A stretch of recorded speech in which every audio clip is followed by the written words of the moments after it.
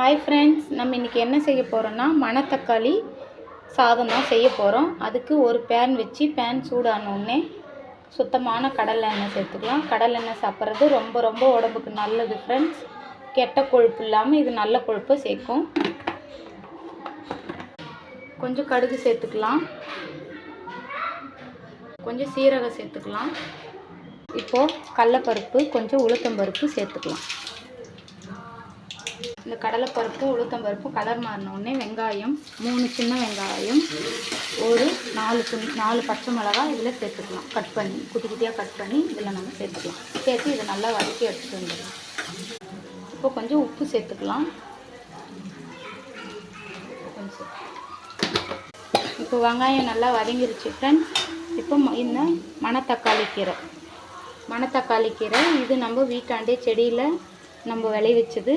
இது கூட சேர்த்துடலாம். கொஞ்சம் குட்டி குட்டியாக கட் பண்ணி இதில் நம்ம சேர்த்துடலாம்.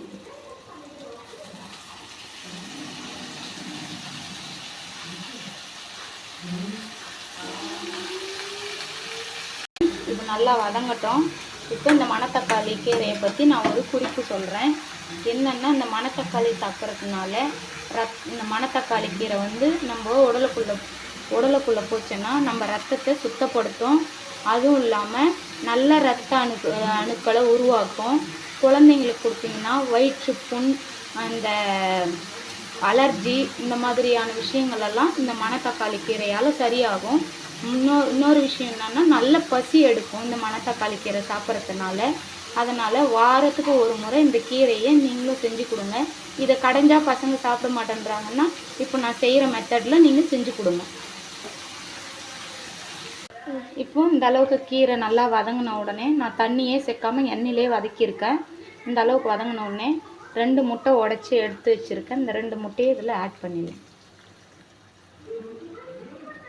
இதை சேர்த்து நல்லா கலந்து விட்டுக்கலாம். பாருங்கள் ஃப்ரெண்ட்ஸ், சூப்பரான மணத்தக்காளி சாதம் ரெடி ஆகிடுச்சு. நீங்களும் ட்ரை பண்ணி பாருங்கள். ட்ரை பண்ணி பார்த்துட்டு உங்கள் பிள்ளைங்களுக்கு செஞ்சு கொடுங்க. ஆரோக்கியமானது எதுவோ அதை பிள்ளைங்களுக்கு கொடுங்க. ட்ரை பண்ணி பார்த்துட்டு கமெண்ட்டில் எப்படி இருக்குன்னு சொல்லுங்கள். லைக் பண்ணுங்கள், ஷேர் பண்ணுங்கள். பாய் ஃப்ரெண்ட்ஸ், நெக்ஸ்ட் வீடியோவில் மீட் பண்ணுறோம். பாய்.